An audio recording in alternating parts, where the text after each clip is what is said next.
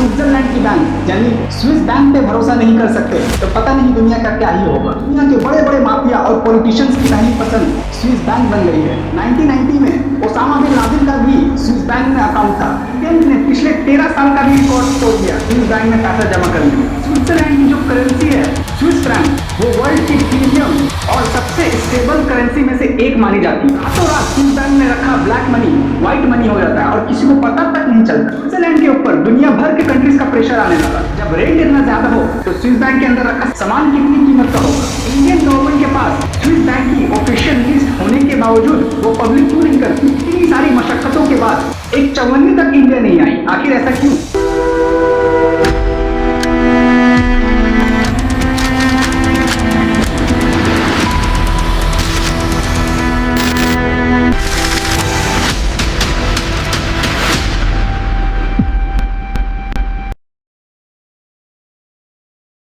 James bond की movie the world is not enough में James bond ने कहा था, अगर आप स्विस बैंक पर भरोसा नहीं कर सकते तो पता नहीं दुनिया का क्या ही होगा। ऐसे ही हॉलीवुड की कई फिल्मों में स्विस बैंक का जादू दिखाया गया है, लेकिन असल में ऐसा क्या राज है जिसकी वजह से स्विस बैंक पूरी दुनिया में इतना फेमस। इसका फायदा क्या होता है और क्या मैं और आप इंडिया में बैठ के स्विस बैंक अकाउंट खुलवा सकते हैं। डॉक्यूमेंट्स क्या लगते हैं, नंबर्ड अकाउंट इतना फेमस क्यों है, ये सारी चीजें हम डिटेल में डिस्कस करेंगे। लेकिन उससे पहले एक चीज समझ लेते हैं, ब्लैक मनी। देखिए, कोई भी ऐसा पैसा जिसका सोर्स आप गवर्नमेंट और टैक्स अथॉरिटी से छुपा रहे हैं तो वो ब्लैक मनी होता है। अब इसमें एक सोर्स तो इलीगल एक्टिविटी करके कमाया जाता है, जैसे betting, extortion, drug, human trafficking, weapons trade और स्मगलिंग। लेकिन दूसरा सोर्स लीगल एक्टिविटी करके भी बनता है, जैसे एक दुकानदार सामान बेच रहा है, ये कोई इलीगल एक्टिविटी नहीं है, लेकिन वो दुकानदार सामान बेचकर बिल नहीं दे रहा है और कैश में पैसा लेके अपनी इनकम छुपा रहा है, तो वो टैक्स चोरी कर रहा है। एक आइडियल इकोनॉमी में हर ट्रांजैक्शन का रिकॉर्ड गवर्नमेंट के पास होना चाहिए और जिस इनकम का रिकॉर्ड नहीं है, जिस पे टैक्स नहीं मिल रहा है, वो ब्लैक मनी है। और इस ब्लैक मनी को छुपाने के लिए, ब्लैक से व्हाइट करने के लिए लोग अलग अलग तरीके अपनाते हैं, जिनमें से एक सबसे ज्यादा सिक्योर और फेमस तरीका है स्विस बैंक में पैसा रखना। देखिए, ये जो स्विस बैंक वर्ड हम यूज करते हैं, ये कोई अकेला बैंक नहीं है। स्विट्जरलैंड के सारे बैंक्स को कलेक्टिवली स्विस बैंक बोला जाता है। स्विस बैंक में 400 से ज्यादा बैंकिंग इंस्टीट्यूशंस है, जिनमें यूबीएस और क्रेडिट सुइसे, जिसको हाल ही में यूबीएस यानी यूनियन बैंक ऑफ स्विट्जरलैंड ने अक्वायर कर लिया था, जैसे बड़े बड़े नाम शामिल है। लेकिन स्विट्जरलैंड के कुछ रूल्स ऐसे हैं जिनकी वजह से यहाँ के बैंक्स पूरी दुनिया में फेमस। ये कहानी शुरू होती है 18th सेंचुरी से। साल 1713 में स्विट्जरलैंड की सरकार ने एक रूल बनाया कि कोई भी बैंक अपने कस्टमर की कोई भी डिटेल बाहर शेयर नहीं करेगा। इसे ग्रेट काउंसिल ऑफ जेनेवा भी कहते हैं। और जब ये रूल बनाया गया तो स्विट्जरलैंड के सिटी जेनेवा में फ्रांस, स्पेन और बाकी यूरोपियन कंट्रीज के जितने भी रिच और पावरफुल लोग थे, उन्होंने स्विट्जरलैंड की बैंक में पैसा रखना शुरू कर दिया और यहीं से शुरू होता है स्विस बैंक का सारा खेल। इस रूल के बाद स्विट्जरलैंड के अंदर जो बाहर से पैसे का फ्लो आ रहा था, वो इनकी इकोनॉमी और गवर्नमेंट के लिए काफी फायदेमंद साबित हुई। ईयर 1815 में कांग्रेस ऑफ वियना ने स्विट्जरलैंड को एक इंटरनेशनली न्यूट्रल कंट्री घोषित कर दिया। मतलब ये देश कभी भी किसी कॉन्फ्लिक्ट या युद्ध में किसी का पक्ष नहीं लेता है। आप हैरान होंगे ये जान के, ईयर 1501 से लेके आज तक स्विट्जरलैंड ने कभी भी कोई वॉर नहीं लड़ी। ये पॉलिटिकल स्टेबिलिटी एक देश के बैंकिंग सेक्टर के लिए बहुत बड़ा एडवांटेज होती है। फिर एक टर्निंग पॉइंट आता है 1932 में। फ्रांस में एक बहुत बड़ा फाइनेंशियल स्कैंडल हुआ। पेरिस के एक होटल में पुलिस ने रेड मारी और उन्हें पता चला कि कमर्शियल बैंक ऑफ वेसल, जो कि एक स्विट्जरलैंड की बैंक है, उनके डायरेक्टर्स और ऑफिशियल्स फ्रांस के बड़े बड़े लोग, मिलिट्री जनरल्स और एलिट लोगों की मदद कर रहे हैं उनका पैसा स्विट्जरलैंड में शिफ्ट करने में, ताकि वो लोग टैक्स से बच सके। इस इवेंट के बाद फ्रांस और बाकी देशों ने स्विट्जरलैंड के ऊपर प्रेशर डालना शुरू कर दिया। इस प्रेशर को काउंटर करने और अपने बैंक्स को बचाने के लिए 1934 में स्विट्जरलैंड की बैंक ने एक लैंडमार्क लॉ पास किया, जिसका नाम था बैंकिंग एक्ट ऑफ 1934। इस लॉ के आर्टिकल 47 के तहत अगर स्विट्जरलैंड का बैंक एम्प्लॉय अपने कस्टमर की कोई भी details all over the world किसी भी गवर्नमेंट या टैक्स अथॉरिटी को शेयर करता है तो ये एक पनिशेबल क्रिमिनल ऑफेंस होगा, फिर चाहे वो डिटेल्स किसी क्रिमिनल की ही क्यों ना हो। कोई भी अगर इसको वायोलेट करता है तो उसको 5 साल तक की जेल की सजा और भारी फाइन भी लगेगा। ये जो लॉ बनाया गया था ये ऑल ओवर द वर्ल्ड सबसे स्ट्रिक्ट बैंकिंग लॉ था, उस टाइम पे भी और आज भी। इस एक्सट्रीम सीक्रेसी ने दुनिया भर की रिच पावरफुल लोगों और यहाँ तक कि डिक्टेटर्स के लिए स्विट्जरलैंड को एक आकर्षित अट्रैक्टिव डेस्टिनेशन बना दिया, क्योंकि उन लोगों को अब अपनी ब्लैक मनी और अपार संपत्ति के लिए किसी को भी जवाब देने की कोई जरूरत नहीं पड़ेगी, यहाँ तक कि अपने खुद के देश की गवर्नमेंट तक को नहीं। ओसामा बिन लादेन से लेके दुनिया के बड़े बड़े माफिया और पॉलिटिशियंस की पहली पसंद स्विस बैंक बन गई। World war 2 and controversy of Nazi gold. World war 2 के टाइम पे भी स्विट्जरलैंड फिजिकली न्यूट्रल था, लेकिन उनका फाइनेंशियल सिस्टम काफी एक्टिव था। उन्होंने एक्सिस पावर्स और अलाइड पावर्स यानी वॉर के दोनों तरफ के देशों को लोन्स दिए। सबसे शॉकिंग बात यह था कि एडोल्फ हिटलर का भी union bank of Switzerland UBS में अकाउंट था, जिसमें लगभग 1.1 बिलियन रेशमार्क्स उस वक्त की जर्मन करेंसी जमा थी। नाजी जर्मनी जो गोल्ड दूसरे देशों और हॉलोकॉस्ट विक्टिम से लूटता था वो स्विस बैंक के अंडरग्राउंड लॉकर में रखता था। स्विस बैंक का माउंटेनस टेरेन यानी पहाड़ों ने एक नेचुरल इन्वायरमेंट प्रोवाइड किया जहां अंडरग्राउंड बंकर्स बनाए गए। इन लॉकर में गोल्ड, आर्ट और डायमंड्स सदियों तक सेफ रखे जा सकते थे। हालांकि ये जो लॉ था आर्टिकल 47 ने बहुत से ज्यूइश लोगों का पैसा भी नाजिस से बचाया, पर वॉर खत्म होने के बाद जब ज्यूइश फैमिलीज के वारिस अपना पैसा लेने आए तो स्विस बैंक ने उन्हें सालों तक परेशान किया, क्योंकि उनके पास कोई डेथ सर्टिफिकेट नहीं था अपनी फैमिलीज की। आखिर में 1990s में वोल्कर कमीशन बैठा और स्विस बैंक को इन हॉलोकॉस्ट विक्टिम के परिवारों को $1.25 बिलियन का सेटलमेंट देना पड़ा। लेकिन इन सब कंट्रोवर्सीज के बावजूद स्विस बैंक का दबदबा कम नहीं हुआ। अब देखिए, ऐसा नहीं है कि स्विस बैंक में केवल सुपर रिच माफिया पॉलिटिशियंस या फिर ब्लैक मनी वाले ही स्विस बैंक में पैसा रखते हैं। कई बार लोग प्राइवेसी और भी कई लेजिटिमेट रीजंस की वजह से यहाँ पैसा जमा करते हैं। जिन देशों में गवर्नमेंट अनस्टेबल होती है, जैसे कई अफ्रीकन या साउथ अमेरिकन कंट्रीज, यहाँ के बैंक्स क्रेडिबल नहीं होते हैं, वहाँ के लोग अपना पैसा सेफ्टी के लिए भी स्विस बैंक में रखते हैं। इसके साथ साथ स्विट्जरलैंड की जो करेंसी है स्विस फ्रैंक, वो वर्ल्ड की सबसे प्रीमियम और सबसे स्टेबल करेंसी में से एक मानी जाती है। तो इन सारी चीजों की वजह से लोगों को बाकी कंट्रीज के रिलेटिवली स्विट्जरलैंड की बैंकों पे ज्यादा भरोसा रहता है, और यह चीज स्विट्जरलैंड की इकोनॉमी बहुत अच्छे से समझती है। 2018 OECD की एक रिपोर्ट के मुताबिक स्विट्जरलैंड के बैंक के पास उनके देश का टोटल जीडीपी का 467% हिस्सा बैंकिंग एसेट्स के रूप में पड़ा है, जो ग्लोबल क्रॉस बॉर्डर एसेट्स का लगभग 25% यानी करीब $6.5 ट्रिलियन अकेला स्विस बैंक हैंडल करता है। इसलिए G20 कंट्रीज हो या फिर OECD organisation for economic cooperation and development countries के ग्रुप हो, इन सब ने टाइम टू टाइम स्विट्जरलैंड की गवर्नमेंट के ऊपर काफी प्रेशर बनाया कि आप अपने सीक्रेसी रूल्स को थोड़ा ढीला कीजिए। लेकिन स्विट्जरलैंड की गवर्नमेंट ने इन सब को ज्यादातर नजरअंदाज किया और इनफैक्ट अपने रूल्स को और स्ट्रिक्ट बना दिया। अब ये देखते हैं कि स्विस बैंक में अकाउंट कैसे खोला जाता है। दुनिया के किसी भी देश का नागरिक स्विस बैंक में अकाउंट खोल सकता है। आप और हम भी घर बैठे अकाउंट खुलवा सकते हैं, लेकिन सिर्फ एक दिक्कत है, कम से कम 1 मिलियन स्विस फ्रैंक यानी करीब 12 करोड़ रुपए होने चाहिए, और मैक्सिमम कितने भी हो सकते हैं। उम्र 18 साल से कम नहीं होनी चाहिए, और एक वैलिड पासपोर्ट जिसकी वैलिडिटी कम से कम 6 मंथ बाकी हो। साथ ही आपको एक रेज्यूमे भी सबमिट करना पड़ता है, जिसमें आपका स्किल्स, काम और फंड का सोर्स भी मेंशन करना पड़ता है। पहले के मुकाबले अब प्रोसेस थोड़ा टफ हो गया है, क्योंकि इंटरनेशनल प्रेशर और नए मनी लॉन्ड्रिंग लॉ की वजह से bank of source of funding को बारीकी से चेक करते हैं। फिर भी कोविड के बाद स्विस बैंक में और भी ज्यादा पैसा आने लगे। आज जो यूक्रेन रशिया वॉर चल रही है उसमें भी वही चीज रिपोर्ट हो रही है। अनसर्टेनिटी की वजह से दोनों देशों के लोग अपना पैसा सेफ जगह रखना चाहते हैं, और स्विस बैंक की डिमांड काफी बढ़ गई है।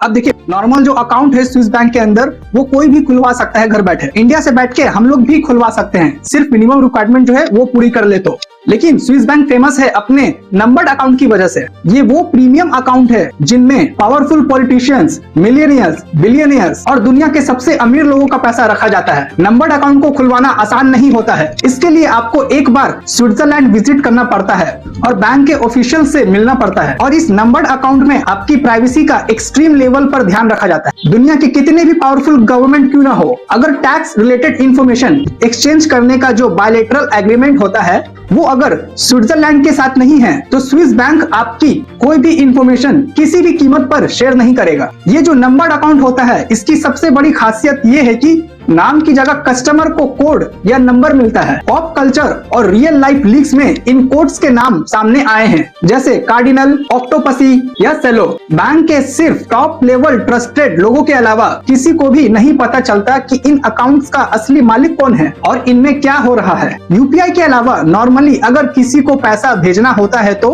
आदमी का नाम, account number, IFSC code, branch code ये सब लगता है। लेकिन नंबर्ड अकाउंट जो होता है स्विस बैंक का, उसमें सिर्फ एक नंबर शेयर करना पड़ता है और सारा काम हो जाता है। नंबर्ड अकाउंट में regulatory compliance, anti money laundering checks और ऑब्लिगेशन वगैरह स्ट्रिक्टली चेक होती है। ऐसा नहीं है कि कोई भी उठ के गया और कैश जमा करके आ गया। प्रॉपर और रिगरस वेरिफिकेशन होता है और एक बार जब सारा कुछ चेक होने के बाद आपका अकाउंट स्विस बैंक के अंदर खुल गया तो उसके बाद कस्टमर की जो आइडेंटिटी है उसको किसी भी तरह बचाना स्विस बैंक की पहली प्रायोरिटी होती है। नंबर्ड अकाउंट के लिए स्विस बैंक का जो इंटरनल कंप्यूटर सिस्टम होता है उसमें कस्टमर का नाम तक नहीं आता। बैंक का कोई भी नॉर्मल एम्प्लॉय आपकी आइडेंटिटी नहीं देख सकता। साथ ही अगर कोई मैसिव साइबर क्राइम या डेटा हैक होता है तो भी आपका नाम बाहर नहीं आता है। इसी तरह जो पेपर या डिजिटल बैंक स्टेटमेंट होता है उस पे भी अकाउंट होल्डर्स का नाम तक नहीं आता। सिर्फ एक नंबर होता है जो पूरे अकाउंट्स का बेसिस होता है। इस सुपर सीक्रेट नंबर्ड अकाउंट को चलाने में खर्चा भी बहुत आता है। इसका जो एनुअल मेंटेनेंस चार्ज लगभग 1000 से लेके 1500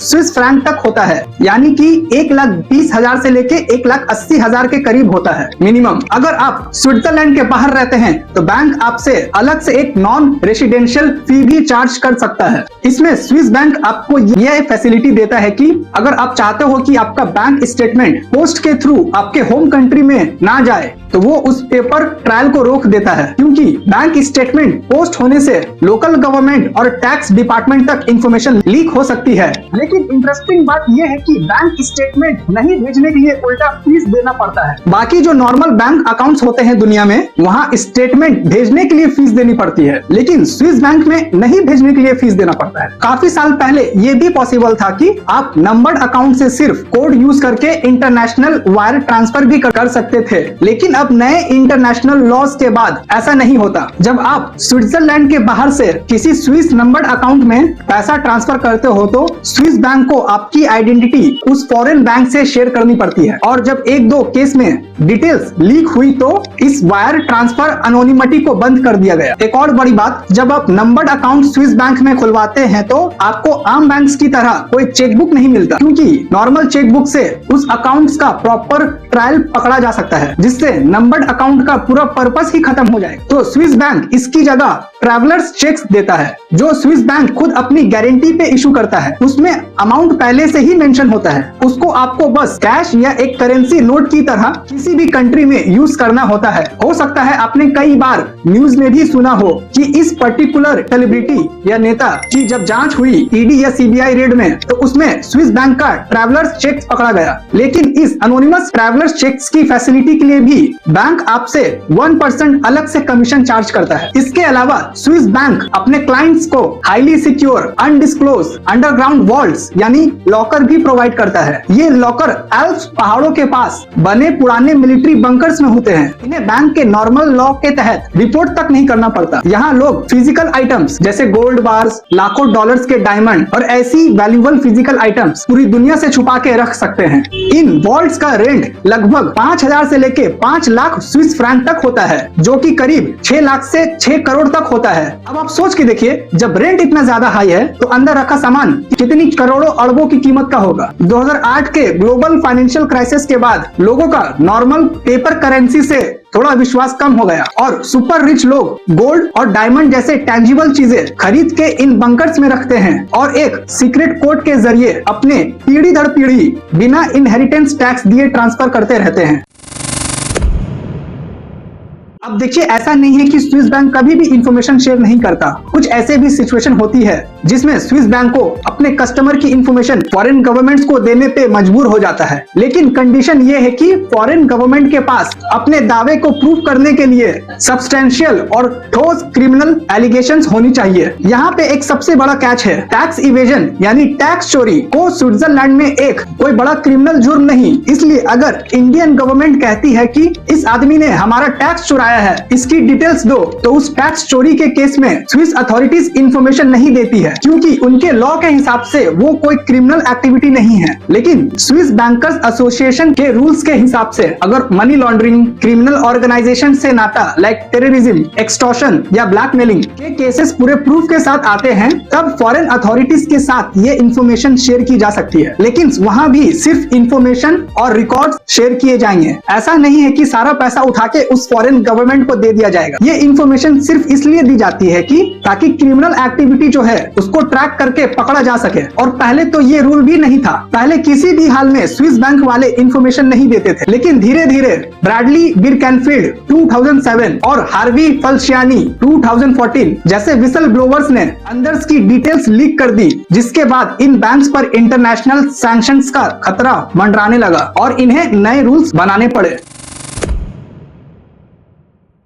स्विस बैंक की एक और सबसे बड़ी हैरान करने वाली बात है वहाँ का इंटरेस्ट रेट। दुनिया के बाकी बैंक्स में जब आप पैसे रखते हैं तो कस्टमर को इंटरेस्ट यानी ब्याज मिलता है। जैसे इंडिया में एफडी और सेविंग्स पे 2.5% से लेके 7% तक मिलता है, लेकिन स्विस बैंक में 2014 से लेकर सितंबर 2022 तक इंटरेस्ट रेट -0.75% था, यानी कि नेगेटिव इंटरेस्ट रेट। उल्टा आपको बैंक को पैसा रखने का चार्ज देना पड़ता है। अगर आपके 1 लाख रुपए बैंक में पड़े हैं तो ₹750 उल्टा आपको साल का देना पड़ेगा बैंक को एज अ नेगेटिव इंटरेस्ट फी। लेकिन इस नेगेटिव इंटरेस्ट रेट के बाद भी स्विस बैंक में जो अपना पैसा रखते हैं वो हमेशा प्रॉफिट में ही रहते हैं। और इसके पीछे का रियल रीजन स्विट्जरलैंड की बेहद स्ट्रॉन्ग और स्टेबल करेंसी है। जैसे अभी 2026 की आंकड़ों की बात करें तो एक स्विस फ्रैंक 118 रुपए से लेके 120 रुपए तक होता है, लेकिन 2010 में एक स्विस फ्रैंक मात्र 44 रुपीज था। यानी कि अगर किसी इंडियन ने 2010 में अपने ब्लैक मनी को स्विस फ्रैंक में कन्वर्ट करा के स्विस बैंक में जमा कराया होगा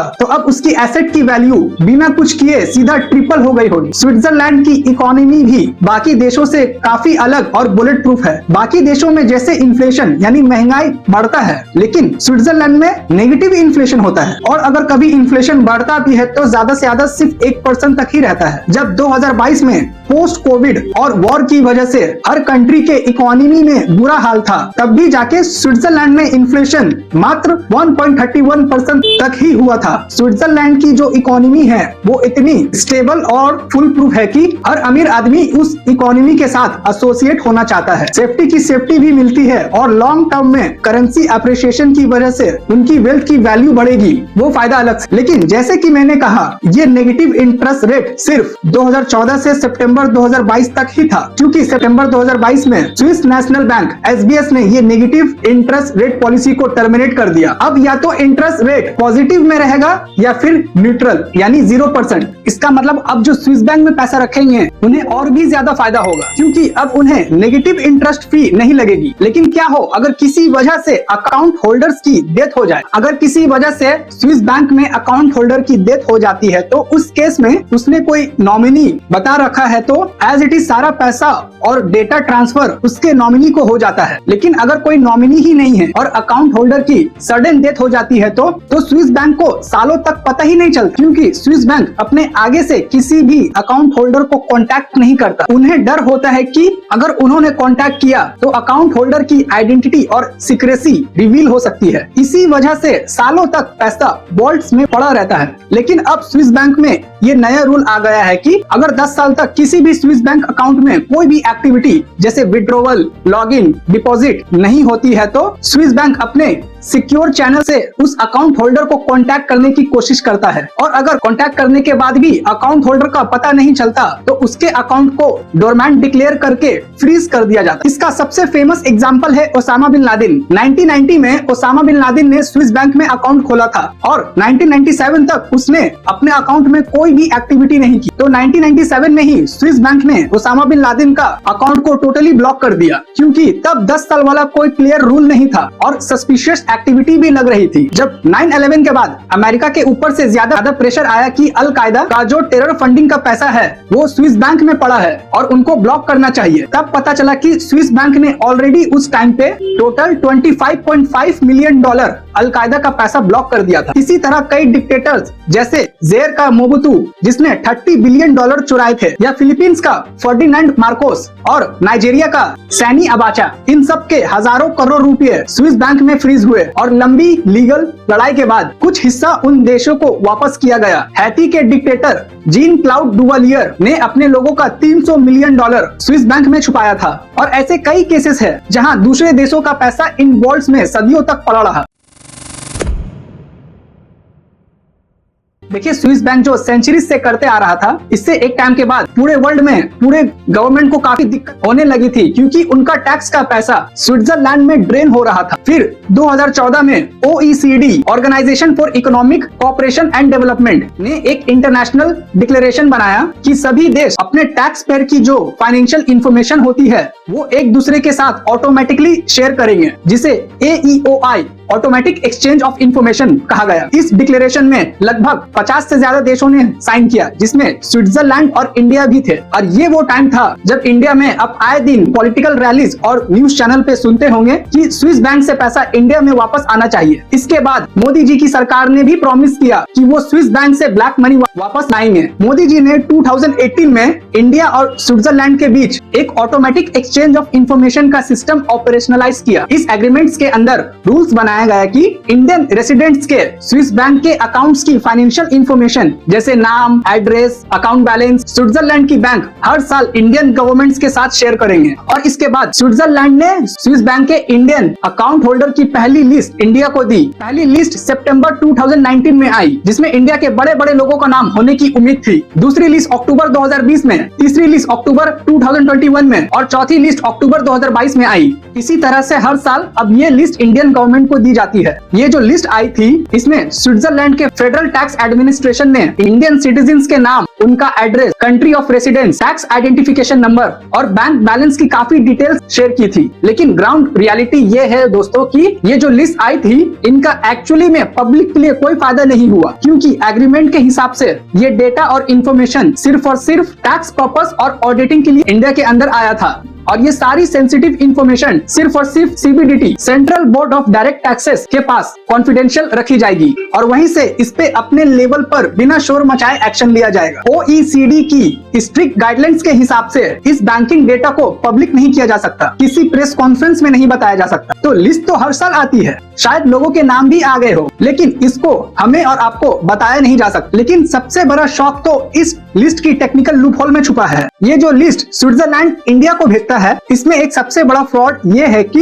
ये सिर्फ उन्हीं बैंक्स अकाउंट्स की लिस्ट है जो अकाउंट ऑफिशियली इंडियन सिटीजन्स के नाम और इंडियन पासपोर्ट पर खुले हैं। लेकिन जो असली ब्लैक मनी को इंडिया से बाहर ले जाने का खेल है, उसमें मेन रोल तो उन बड़े खिलाड़ियों, मिलियनियर्स, बिलियनियर्स, पॉलिटिशियंस, सेलिब्रिटीज का है, जिन्होंने कभी सीधे तौर पर एक इंडियन सिटीजन बनकर स्विट्जरलैंड में अकाउंट ही नहीं खुलवाया। तो फिर इन लोगों ने अपना पैसा कैसे छुपाया? यहाँ काम आते हैं लूप होल्स, यानी कानूनी रास्ते की खामियां। ये अमीर लोग ऐसे किसी छोटे छोटे कंट्रीज जैसे पनामा, केमन आइलैंड, ब्रिटिश वर्जिन आइलैंड, जहाँ पे टैक्स और कॉर्पोरेट रूल्स बहुत ही हल्के और सिक्रेटिव होते हैं, वहाँ पर एक नकली शेल कंपनी बनाते हैं। एक प्रॉक्सी डायरेक्टर या स्ट्रोमैन, यानी कोई थर्ड पार्टी आदमी जिसका उस पैसे से कोई लेना देना नहीं हो, को उस कंपनी का मालिक दिखाया जाता है। फिर वो डमी कंपनी जाके स्विस बैंक में अकाउंट खोलती है। तो अब टेक्निकली वो अकाउंट एक पनामा की कंपनी का है, किसी इंडियन सिटीजन का नहीं। तो जब स्विट्जरलैंड इंडिया को लिस्ट भेजता है तो उस शेल कंपनी का डेटा उसमें नहीं आता है। ऐसा भी बोला जाता है जब स्विट्जरलैंड पे अकाउंट इंफॉर्मेशन शेयर करने का इंटरनेशनल प्रेशर इंडिया की तरफ से और बाकी देशों की तरफ से बढ़ रहा था, उसी बीच में इन स्मार्ट लोगों ने अपने अकाउंट किसी और टैक्स हेवन कंट्री में शिफ्ट कर लिया या फिर अपना पैसा रियल एस्टेट, आर्ट और डिजिटल क्रिप्टो करेंसी में शिफ्ट कर लिया, जिसके बारे में स्विट्जरलैंड गवर्नमेंट ऑफिशियली कोई प्रॉपर ट्रैक डिटेल शेयर नहीं करती है। 2015 में द इंडियन एक्सप्रेस न्यूज़पेपर ने एक बहुत बड़ा एक्सपोज किया था जिसे स्विस लीक या बल्शियानी लिस्ट के नाम से जाना जाता है। इस लिस्ट में उन्होंने क्लेम किया और कुछ ऐसे पावरफुल लोगों का नाम पब्लिश किया और बताया कि स्विस बैंक में इनके कितने पैसे हैं। ये वो लिस्ट थी जिसमें मुकेश अंबानी, अनिल अंबानी और कई करेंट और फॉर्मर चीफ मिनिस्टर्स, पॉलिटिशियंस के नाम भी थे। लेकिन हैरानी की बात यह है कि ऐसी लीक लिस्ट आने के बाद और इतना हल्ला मचने के बाद आप सोचेंगे कि स्विस बैंक में जो ब्लैक मनी है इंडिया के लोगों ने जमा करना कम कर दिया होगा, लेकिन एक्चुअल में एकदम इसका उल्टा हुआ। 2020 में जब स्विस नेशनल बैंक की ऑफिशियल रिपोर्ट आई तो पता चला कि पिछले 13 साल का भी सारा रिकॉर्ड तोड़ दिया है इंडियंस ने स्विस बैंक में पैसा जमा करने में। ज्यादातर ग्लोबल फाइनेंशियल एक्सपर्ट का ये मानना है कि इंडियन गवर्नमेंट ये official data list Swiss bank से लेके आई है। ये इंडियंस की वो वेल्थ है जो ऑफिशियली लीगल है और प्रॉपर चैनल से आरबीआई को बताकर LRS स्कीम के तहत स्विट्जरलैंड में इन्वेस्ट किया गया। तो ब्लैक मनी पकड़ने के पॉइंट ऑफ व्यू से ये डेटा टैक्स डिपार्टमेंट के लिए किसी काम का नहीं है। असल में जो ब्लैक मनी इंडिया से स्विट्जरलैंड पहुंचती है वो डायरेक्टली बैंक अकाउंट से ट्रांसफर नहीं होती है। वो पैसा कम से कम 5-6 टैक्स हेवन कंट्रीज से होके गुजरता है, मतलब किसी और कंट्री से हवाला के थ्रू शेल कंपनीज का नेटवर्क बनाकर राउंड ट्रिपिंग करके घुमा के वहाँ पहुँचाई जाती है, जिसे इंडियन गवर्नमेंट और टैक्स अथॉरिटीज के लिए ये पता लगाना लगभग इम्पॉसिबल हो जाता है कि वो आखिरी अकाउंट में पड़ा पैसा एक्चुअली में इंडिया में बैठे किस नेता या सेलिब्रिटी या बिजनेसमैन का है और कहां से आया है।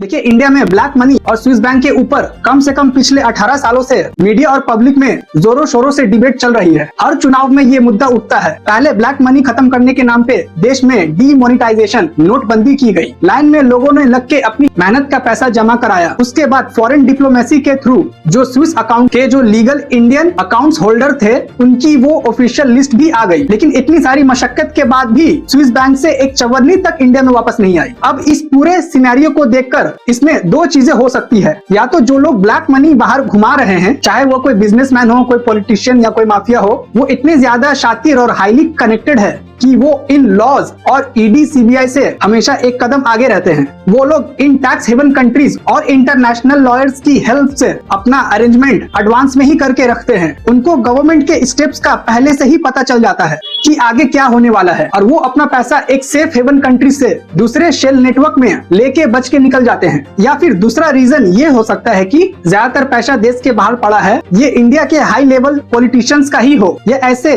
ब्यूरोक्रेट्स, सेलिब्रिटीज और पावरफुल मिलियनियर्स, बिलियनर्स का ही हो जो ऐसी पॉलिटिकल क्लास के बेहद नजदीक है और इलेक्शन फंडिंग में हेल्प करते हैं। लेकिन सोचिए, अगर ये भी सच होता तो गवर्नमेंट चेंज भी होती रहती है। कभी स्टेट और सेंटर में बीजेपी की सरकार आती है, कभी कांग्रेस की, कभी मिली जुली कोलिशन सरकार आती है। तो अगर पैसा सिर्फ एक पार्टी का होता तो नई आने वाली गवर्नमेंट उन ऑपोजिशन के नेताओं को आसानी से पकड़वा सकती थी। लेकिन इन बदलती सरकारों के बाद भी कोई मेजर इलीगल हिडन पैसा स्विट्जरलैंड से वापस नहीं आता, बल्कि हर गुजरते साल के पिछले सालों से डबल पैसा लीगल या इलीगल लूप होल्स के थ्रू देश के बाहर चले जाता है। इसमें एक और चीज हो सकती है, ये जो पूरा ग्लोबल फाइनेंशियल सिस्टम ही इतना कॉम्प्लेक्स, सिक्रेटिव और इन गिने चुने पावरफुल लोगों के फेवर में परफेक्टली डिजाइन किया गया है कि एक आम आदमी बस न्यूज पे ऐसी खबरें सुनते रह जाएगा और ये मिसिंग वेल्थ कभी अपने असली हकदार यानी पब्लिक के पास वापस ही नहीं आएगा। तो दोस्तों, आपका इस डार्क फाइनेंशियल मेस के बारे में क्या मानना है? नीचे कमेंट्स में अपनी राय जरूर शेयर करें और ऐसे ही वर्ल्ड अफेयर्स के बारे में जानने के लिए इस चैनल को सब्सक्राइब करें और बेल आइकॉन प्रेस करें, हमेशा इंफॉर्मेटिव और अपडेट रहने के लिए। मिलते हैं किसी अगले वीडियो में। Thank you.